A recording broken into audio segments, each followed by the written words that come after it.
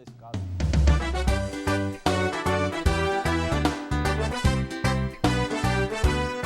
Olá, olá, muito bom dia para você, telespectador da Band. No ar mais um Boca no Trombone, a sua dose de informação sobre serviço público, aposentadoria, direitos do trabalhador e ambiente de trabalho, além de outros temas e notícias que você encontra aqui. No programa de hoje, temos como participante o diretor da Automa Safety, Vladimir Kuzi.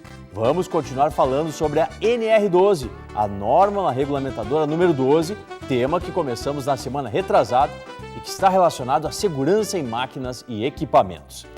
Quem também tem voz no Boca no Trombone é o Sindicato dos Empregados em Transporte Rodoviário de Carga Seca do Estado do Rio Grande do Sul, representado pelo presidente Paulo Barque. Hoje, olha, ponto importante, hein? Segurança. Vamos falar sobre isso. Questões sobre a aposentadoria, direitos do INSS, essas e outras dúvidas serão respondidas pelo nosso consultor na área previdenciária, o doutor Luiz Gustavo Ramos. Esses são apenas alguns destaques do programa. Hoje também temos a estreia do quadro Proteção da Maturidade. A gente vai tratar as iniciativas que têm como objetivo beneficiar os nossos idosos aqui no Brasil. Além disso, temos a presença da doutora Letícia Prina para falar sobre o mundo do trabalho com os olhos da justiça.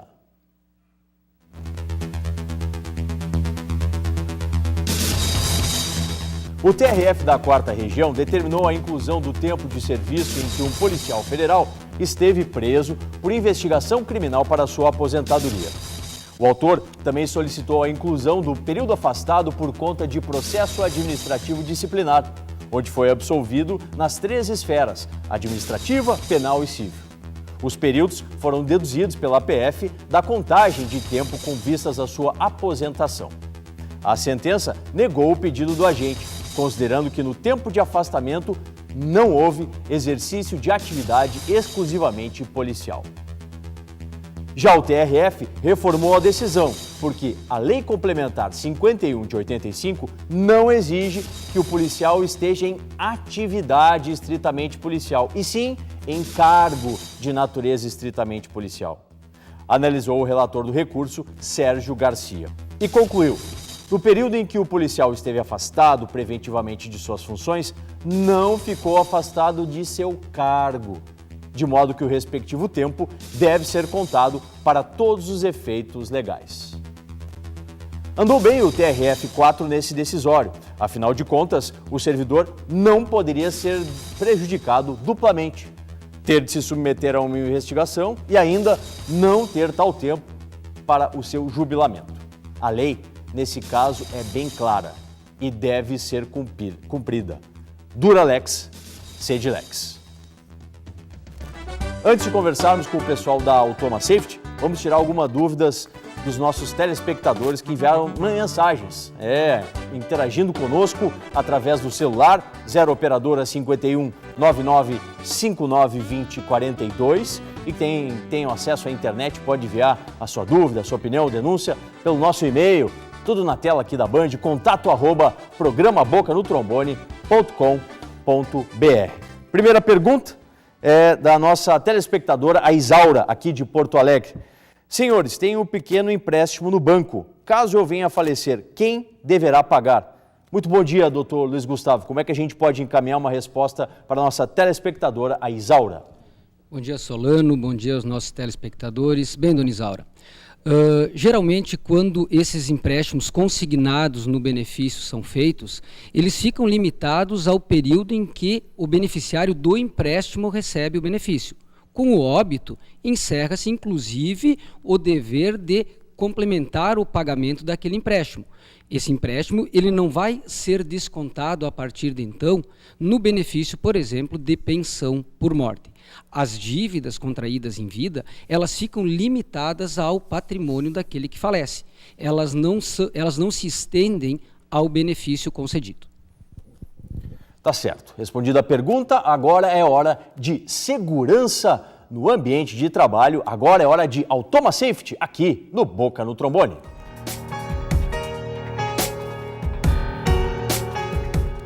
Mais uma vez, obrigado pela presença aqui no programa. Vladimir Kuzi, um bom dia. Nos últimos programas, Vladimir, falamos sobre essa questão que pode ser considerada crucial, né, para o meio ambiente de trabalho, o alto índice de acidentes relacionados ao ambiente de trabalho, que implica em milhares de inválidos e até mesmo funcionários mortos. Primeira pergunta para a gente começar os trabalhos na manhã desse domingo. O que chamou a atenção de vocês, o que levou a trabalharem nessa área que é de risco, mas também de grande importância, um trabalho quase que social, tanto para trabalhadores quanto para as próprias empresas? Bom dia. Bom dia, Solano. Bom dia, amigo telespectador da Band TV. A nossa proposta começa em 2003, quando trabalhando com automação industrial, vimos que existia um mercado lá fora, principalmente nos Estados Unidos, porque eu trabalhava com produtos de uma empresa chamada Banner, e que lá nos Estados Unidos o consumo de produtos de segurança era muito grande. E nós não víamos esse consumo aqui no Brasil, nós não tínhamos a expectativa das empresas estarem usando produtos de segurança. Então, nessa época, começou-se um estudo, começou-se um trabalho nas primeiras empresas em que trabalhamos. Uma delas, a principal, nosso principal cliente, o nosso formador de critérios de segurança foi a Dana Indústrias de Gravataí. Então, iniciamos um trabalho de pesquisa e desenvolvimento de produtos e soluções para a segurança de máquinas. Então, nessa época, era um trabalho bastante restrito, nós tínhamos apenas uma NR12 feita em 4 folhas. Sim. Essa NR12 evoluiu e ela buscou requisitos numa nota técnica que nós chamamos de NT37, que depois evoluiu para NT16. Então, nessa nota técnica vieram critérios e requisitos onde as empresas podiam buscar informações de como fazer a solução das máquinas. Então, há 10 anos nós só estudamos soluções de segurança, nós temos trabalhos feitos fora do Brasil, nós viajamos feiras em Hannover, estou indo na China agora no mês que vem, para buscar novas tecnologias, buscar novos conceitos, e realmente é um trabalho bastante importante. Eu sou muito apaixonado naquilo que eu faço, claro que a nossa empresa vive disso, mas nós temos que ter certeza que das 3.200 máquinas que nós fizemos com laudo técnico e RT, nós não tivemos nenhum acidente. Então, se considerarmos 3 turnos de trabalho, 365 dias por ano, que essas empresas trabalham em turnos ininterruptos, nós evitamos um número muito grande de acidente, evitamos que muitas pessoas sofressem amputações ou traumatismo grave. Na semana passada, Vladimir, o comentário seu, né, no quadro aqui Segurança no Trabalho, disse aquilo que serve na Europa, mas não no Brasil. Como é o caso das máquinas alemãs e italianas que atendem às exigências europeias estarem sendo barradas aqui, né? Além de multas pesadas cobradas de todas as empresas que ainda não conseguiram se adequar à NR12. Desde 2010, as multas têm aumentado. Será que não existe alguma medida melhor para que todos se ajustem ao que é considerado ideal nesse maquinário? Veja bem, Solano, existe uma grande necessidade da adequação do parque fabril brasileiro. Nós temos máquinas antigas, máquinas sucateadas até mesmo, mas que ainda produzem, que ainda são produtivas. E ainda recebemos máquinas novas e fabricantes irresponsáveis que colocam no mercado nacional produtos, inclusive expostos em feiras, que não atendem a NR12. Então, eu acredito que seja uma questão de conscientização e uma questão do nosso governo, junto ao Ministério do Trabalho, junto ao INSS, buscar recursos para que as empresas consigam adequar os seus maquinários, porque o custo realmente é muito elevado. Só que uma ação regressiva do INSS e o custo social de uma amputação é muitas vezes maior do que o custo de adequação de uma máquina. E custa muito fazer o investimento nesse maquinário, Vladimir? Isso é muito oneroso para as empresas? A NR12 ela atende desde supermercados, friamberias e açougue até grandes indústrias. Então ela é uma norma muito abrangente. Então realmente para um pequeno açougue, para um pequeno supermercado, esse custo pode ser elevado. Mas a adequação de um elevador de obra, por exemplo, onde um andar tem 4 apartamentos, que cada apartamento custa muito mais que R$1 milhão, gastar R$300 mil para adequar um elevador, que a queda de um elevador, de um funcionário será óbito na certa, esse custo é irrelevante. Mas a gente tem que considerar que o parque fabril é muito grande e esse investimento poderá ser muito alto. Eu entendo, Solano, que a melhor situação seria o BNDES e o governo federal custear o investimento e o financiamento para a adequação dessas máquinas. Sem dúvida, é uma boa alternativa. Próximo bloco falamos um pouco mais com Vladimir Kuzi, aqui da Automa Safety. E agora, quem está conosco na manhã desse domingo é o presidente do Sinecarga, o Paulo Barque. Muito bom dia, Paulo. Recentemente foi divulgada uma análise do cenário nacional do roubo de cargas, né? Uma preocupação. Em 2008, registrados mais de 12 mil roubos. Já no ano passado, o número subiu para 15 mil. Está progressiva a coisa, representando um prejuízo de aproximadamente R$1 bilhão. Aqui no estado, temos 7% do total das cargas roubadas, né? Mas nós sabemos que os transportadores não andam só por aqui, né? Vão para o Eixo, Rio e São Paulo. Como que estão os ânimos dos nossos caminhoneiros, sabendo que a tendência é que os números se agravem nesse ano, principalmente, né? Temos Copa do Mundo, temos eleições. Um bom dia. Bom dia, Solano. Bom dia a todos os telespectadores do nosso programa Boca no Trombone. Cabe aqui ressaltar que o ânimo hoje dos condutores de veículos de carga está extremamente estressado. Desculpe até essa expressão, mas o que acontece hoje?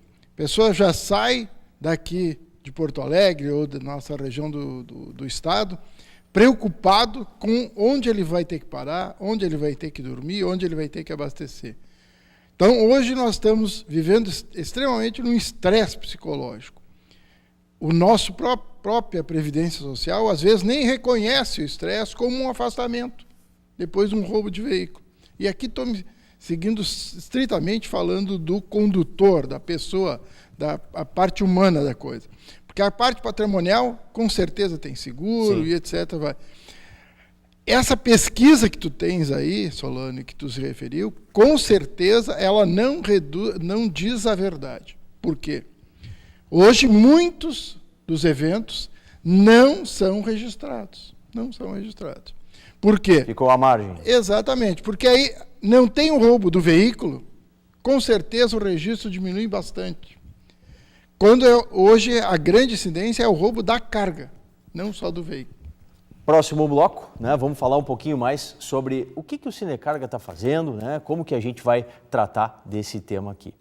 Mas antes da gente fazer uma pequena pausa, vamos a duas perguntas. A primeira vem da nossa plateia. Nós temos aposentados hoje na manhã desse domingo. Quem está conosco aqui é o Nelson. Nelson vai encaminhar uma pergunta para o nosso doutor, o Luiz Gustavo Ramos.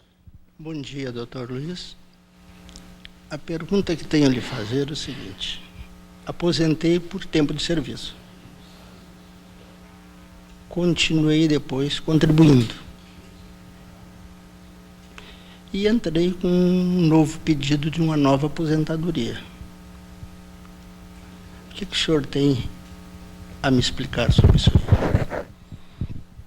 A sua situação, Sr. Nelson, ela é a situação de milhares de aposentados no nosso país. É o típico caso de desaposentação. Aquele cidadão que se aposentou, continuou vertendo contribuições e quer aproveitar essas contribuições que foram feitas para o recálculo da sua aposentadoria. Atualmente, a situação encontra-se pendente de julgamento no STF.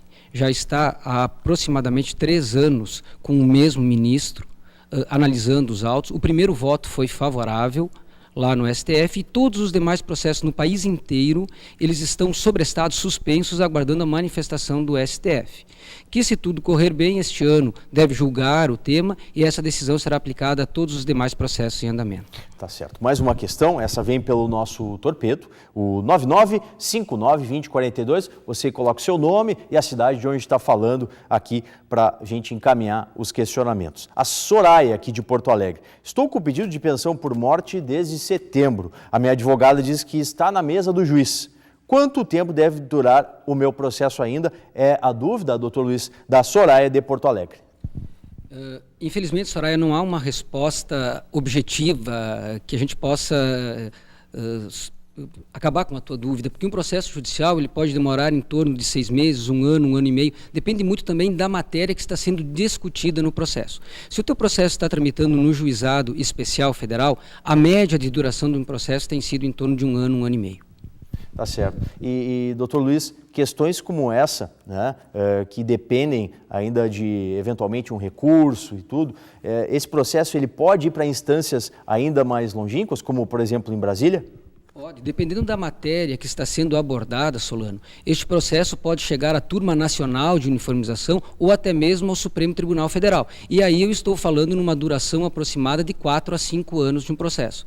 O que é importante nós sabermos é que a sociedade e o direito, eles não têm o mesmo tempo.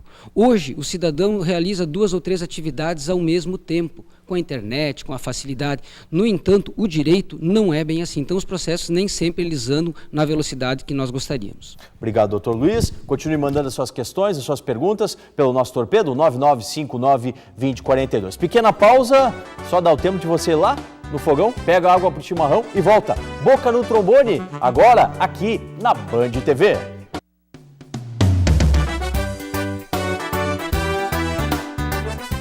A Funerária Nossa Senhora de Fátima oferece aos seus clientes planos especiais.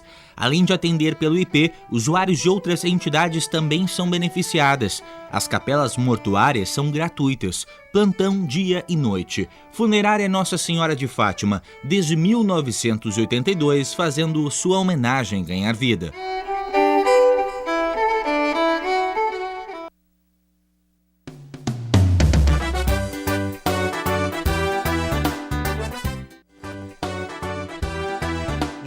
De volta com mais um bloco aqui no Boca no Trombone da manhã desse domingo.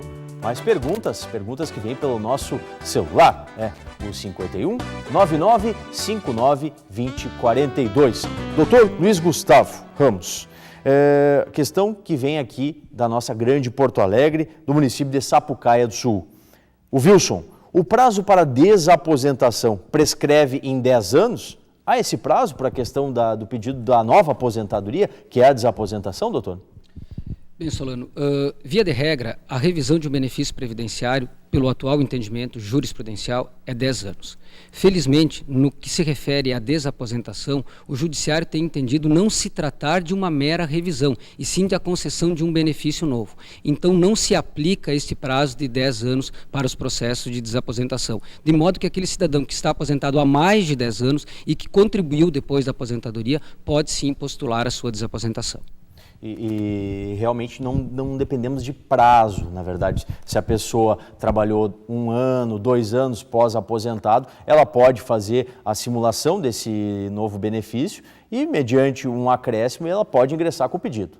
Sem dúvida, Solano, não há um tempo mínimo necessário para que a pessoa tenha que ter contribuído para poder ajuizar essa ação de desaposentação. Basta que tenha contribuído após a primeira aposentadoria e já é possível efetuar um recálculo, e é importante que antes de ajuizar a ação seja feito esse recálculo para verificar a viabilidade, se vale a pena ou não para o segurado. Uma outra questão que é bem comum, bem importante, que vem aqui dos nossos telespectadores. Pedidos administrativos de aposentadoria especial.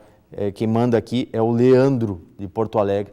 Ele quer saber, isso é fácil de conseguir no INSS ou normalmente é pedido o benefício, ocorre um indeferimento e ele tem que entrar com a ação judicial? Bom, para que o nosso telespectador tenha ideia, há 14 anos eu trabalho na área da Previdência.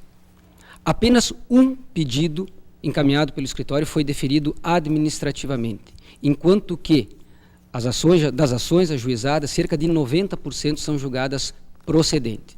Então, é muito difícil se conseguir a concessão de uma aposentadoria especial direto na agência do INSS. Até há poucos dias atrás, o site da Previdência Social sequer autorizava o agendamento do pedido de concessão de aposentadoria especial. Lamentável, né? Lamentável. O órgão federal fazer isso, né? Prestar esse tipo de serviço para os segurados. Bom, respondidas as questões, mais um quadro aqui no Boca no Trombone.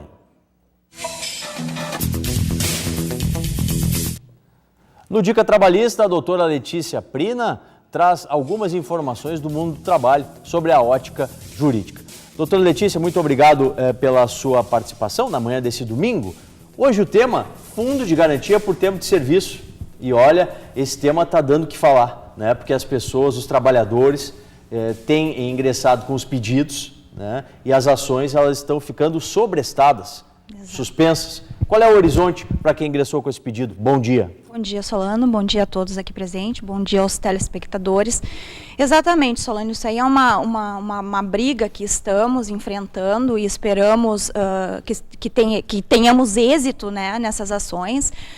Isso é uma correção do FGTS que visa desde 99 até os dias atuais, né, em que o FGTS era corrigido, ele sofre, de acordo com a legislação própria do FGTS, ele sofre uma correção de 3%, prevista na legislação, e corrigido pela TR, né? E essa TR de 99 em diante, ela tem tido altos e baixos, né, chegando a zero. Ou seja, a inflação acima, o que veio gerar um enorme prejuízo para o trabalhador. E isso acarretou uma avalanche de ações judiciais, né, no judiciário, visando a substituição desse índice de correção do FGTS. O que se busca, então, doutora Letícia, é uma recomposição do poder de compra do trabalhador através das ações. Exatamente, exatamente, em função dessa perda que o trabalhador teve.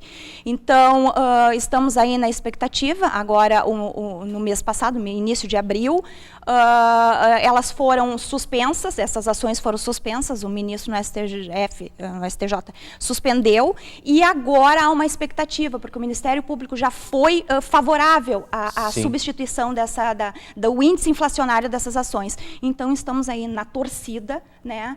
E uma coisa muito importante que eu acho que cabe salientar aqui para o trabalhador, mesmo as ações estando suspensas, eles podem ingressar com a ação judicial. Não dá para perder tempo. Não dá para perder tempo. Obrigado, doutora Letícia. Obrigada. Bem, voltamos a falar com o presidente do Sinecargo, Paulo Barque. Antes havíamos comentado sobre a situação da insegurança, a qual tem sido metida a categoria. O Paulo até relatou que esses estudos eles estão meio obscuros, né? Os números não são reais. O que o sindicato tem reivindicado pelos direitos dos nossos caminhoneiros, Paulo Barque? Bem, hoje na questão de roubo de carga, nós temos o grande estresse que produz aquela figura na hora do assalto, do roubo, do arrombamento do veículo. Muitas vezes é colocado o próprio condutor dentro do porta-mala de um outro veículo, entrado em estradas de chães, estradas vicinais, para esconder o próprio veículo ou a própria carga. Hoje o sindicato tem um setor de assistência social, que tem uma psicóloga que pode dar esse primeiro atendimento. Os casos mais extremos a gente pode encaminhar justamente para um tipo de benefício, já visto que a própria Previdência é complicada aceitar por um estresse, precisa de muitos laudos para isso. Sim. Mas, enfim, Solano, hoje a nossa categoria dos condutores de veículos de carga, tanto como transportadores autônomos, como os próprios empregados, podem dirigir-se lá ao sindicato, que estamos lá com uma técnica previdenciária e uma psicóloga para fazer o primeiro atendimento junto a ele e junto à sua família. Hoje os caminhoneiros aqui do estado do Rio Grande do Sul podem sim ter acesso ao Sinecarga, esse serviço que você está relatando. Como que faz? Como é que operacionaliza isso, Paulo? Com certeza. Hoje nós temos os meios eletrônicos, que é o próprio site do sinecarga.org.br. Está aí na tela da Band. Ó. Ok. Pode entrar por ali mesmo, ali tem o setor de mandar o e-mail, fazer associação ou coisa parecida. Tem os telefones, que é o 3343-5633. Tem as redes sociais, que pode entrar lá, tanto no Sinecarga como no próprio Facebook do presidente, Paulo Barque. Todos esses meios nós temos eletrônicos. A nossa sede funciona das 8 às 18 horas, de segunda a sexta, sem fechar ao meio-dia, para melhor atender todos eles, com certeza. Tá Avenida certo. Paraná, 1813, bairro São Geraldo. Então, caminhoneiros todos ao Sinecarga. Muito obrigado. Ao longo dos próximos programas, vamos ir tratando sobre essa questão dos transportadores de carga aqui no estado. Bem, vamos voltar a falar com o Vladimir Kuz, diretor da Automa Safety. Quais são os tipos de serviço, assistência que vocês prestam? Você, no bloco anterior, né, já fez um relato, já passou, Vladimir, alguns dos trabalhos que a Automa Safety faz. Mas como que o telespectador pode entrar em contato com a empresa? Hoje a nossa empresa é uma empresa referência nacional em adequação de segurança de máquinas. Então, o nosso site é automasafety.com.br, nosso telefone 3044-9292. Também nos colocamos à disposição de todas as escolas formadoras de técnico de segurança do trabalho, as universidades formadoras de engenheiros de segurança do trabalho, para visitar a nossa empresa e lá participar de cursos de treinamento sobre adequação de segurança de máquinas. Esses cursos, essas palestras não têm custo nenhum, participamos de todas as CIPATs das empresas que nos convidam e temos um prazer muito grande de transmitir aos novos engenheiros de segurança e aos técnicos de segurança de trabalho esse conhecimento adquirido ao longo de nossa carreira e poder ter a certeza que máquina segura, acidente zero. Esse é o nosso slogan, esse é o nosso norte, esse é o objetivo principal do nosso trabalho. Vladimir, e a AutomaSafety também bem presente nas redes sociais. Sim, a AutomaSafety presente nas redes sociais, convidamos todos para que tornem-se nossos amigos, pode fazer parte da nossa rede. Nós estamos postando ali todos os cursos que nós oferecemos, todos os trabalhos que realizamos e estamos assim sempre à disposição de todas aquelas empresas que precisem de um atendimento ou de uma consultoria em adequação de máquinas de segurança do trabalho. Tá certo. Obrigado, Vladimir. Vamos acessar, né? Acesse as redes sociais aí para entrar em contato com a AutomaSafety. Antes de irmos para o nosso novo quadro aqui no Boca no Trombone, vamos ao último e-mail que veio aqui para a gente pelo contato@programabocanotrombone.com.br. Doutor Luiz Gustavo, o Lázaro aqui de Porto Alegre. Minha esposa se aposentou há 5 anos e não contribuiu mais. Ela pode entrar com uma revisão? Os valores, eles estão muito defasados da aposentadoria. Bem, a primeira observação que eu quero fazer é o seguinte: geralmente quando o segurado fala que o seu benefício está desatualizado ou houve uma perda no valor do benefício, faz uma relação com o salário mínimo. Não existe correspondência entre o valor em número de salários mínimos no momento da aposentadoria e hoje. O salário mínimo vem aumentando mais do que os aumentos concedidos aos benefícios em manutenção. E, em função disso, é que os segurados vêm sofrendo uma perda considerável. Quanto à possibilidade de revisão do ato de concessão da aposentadoria, somente há prazo ainda para revisão. No entanto, para saber se existe algo que foi calculado de maneira indevida ou se algum tempo de contribuição não foi considerado quando da concessão do benefício, aí seria necessário a visualização e conhecer o processo para uma resposta mais correta. Tá certo. Muito obrigado, doutor Luiz Gustavo Ramos.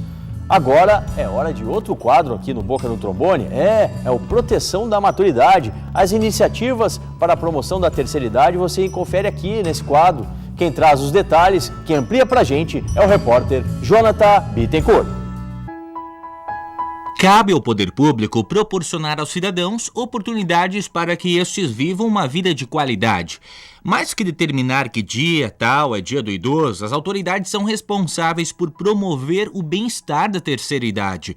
E é isso que vamos conferir aqui no Proteção da Maturidade, começando por Porto Alegre.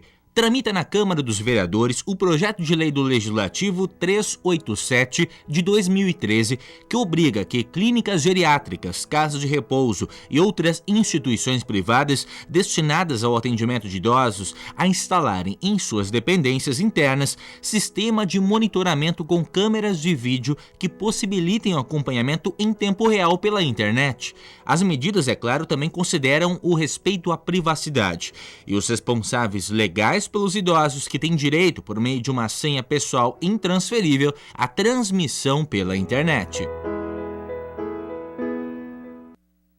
É isso aí, vamos descobrir nas próximas edições como que a terceira idade tem sido beneficiada pelo poder público no Brasil. E agora, espaço comercial da nossa funerária aqui no Boca no Trombone. A funerária Nossa Senhora de Fátima oferece aos seus clientes planos especiais.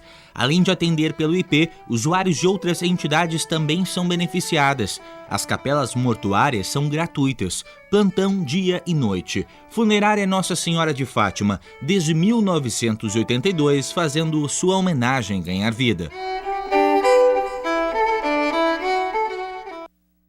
Ponto final e mais um Boca no Trombone que vai ao ar na sua Band TV, sempre aos domingos, das 7 às 7h30 da manhã. Agradeço aqui na nossa assistência, na nossa plateia, ao Nelson e à Sônia, os aposentados da manhã desse domingo. Boca no Trombone, agora aqui na Band TV. Bom final de semana!